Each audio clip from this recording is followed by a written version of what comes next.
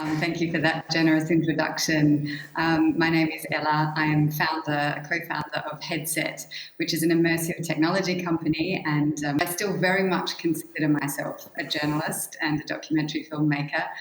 I thought I might talk a little bit about VR and journalism through the lens of my journey into becoming the founder of an immersive technology training company, because while I believe that immersive tech has a huge potential to change the way that we tell stories as journalists for the better, I also want to be very realistic about the hurdles that the industry needs to overcome. You can't just take documentary filmmaking techniques and expect that this means you make engaging immersive content.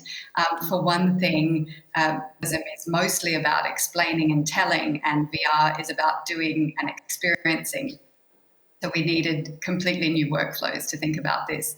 My next experiments in virtual environments were to try and equalize audience members and de-escalate conflict around polarizing news issues like Brexit and the refugee crisis. We developed an environment where audiences could interact with each other when they had opposing views to each other in real time in VR. And it was a very interesting project, but not at all scalable. The obstacle to the widespread adoption of immersive journalism is that distribution is incredibly difficult. This makes it really difficult to build a business case that a room should focus on it.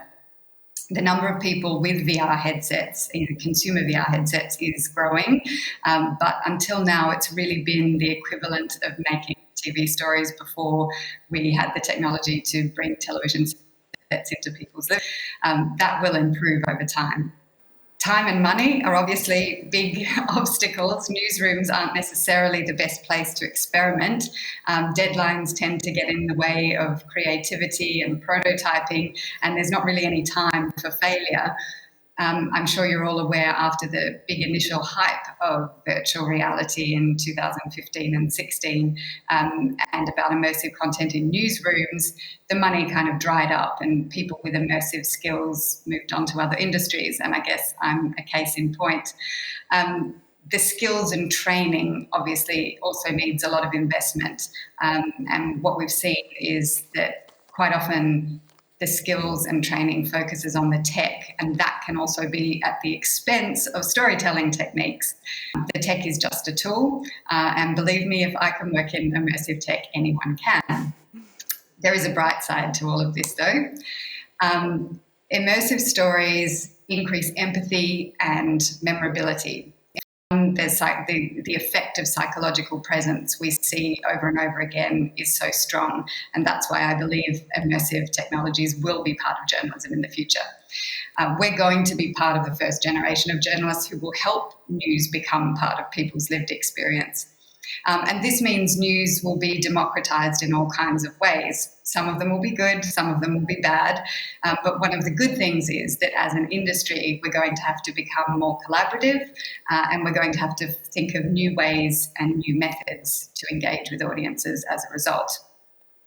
Put bluntly, we're going to end up having to go where our audience is. And if Mark Zuckerberg has his way, we will need to create content for the metaverse, news content for the metaverse in the not too distant future. Let's hope that it's open to all and available to all. My message is that if we're going to create meaningful, immersive news content and grapple with all the social and ethical challenges and implications of that, then journalists have to be engaging with the technology themselves. And that's part of why I get great joy out of seeing VR training used in newsrooms. Every week we put journalists into VR, many of them for the first time, and we see them interacting and engaging with VR content and also with each other.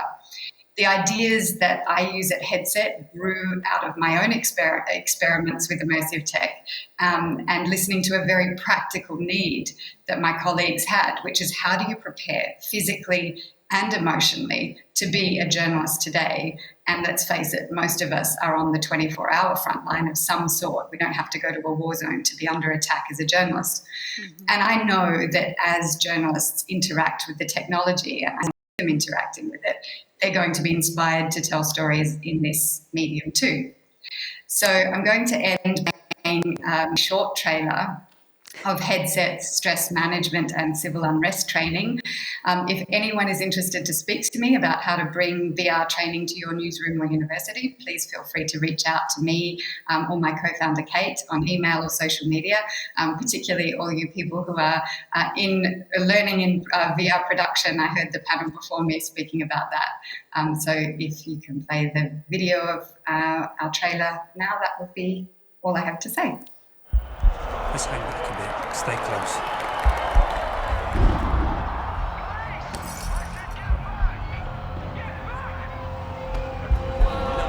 Come on, let's get out of here.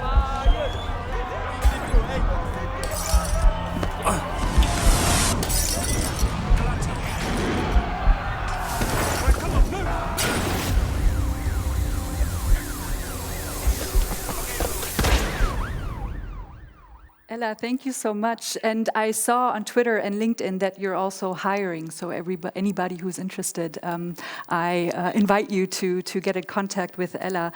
Aela, thank you so much for your honest and authentic overview. And I'm glad that you mentioned all the obstacles that immersive journalism is facing. Like you said, scalability, the budget, the distribution. And I just have one follow-up question for you. What do you think, what kind of stories will we see in the future when we talk about immersive journalism? What kind of genre will be used within immersive journalism? I think when you look at the really interesting stories that are being told, they're often for younger audiences. They're what we would deem lighter content, and they're things that audiences can engage in themselves. So we've seen really good examples where people have been able to contribute to it themselves. And as I say, VR is much more about doing than telling, and that's where it really shines. So the examples that I can think of are, environments where people can go in and contribute in some way themselves.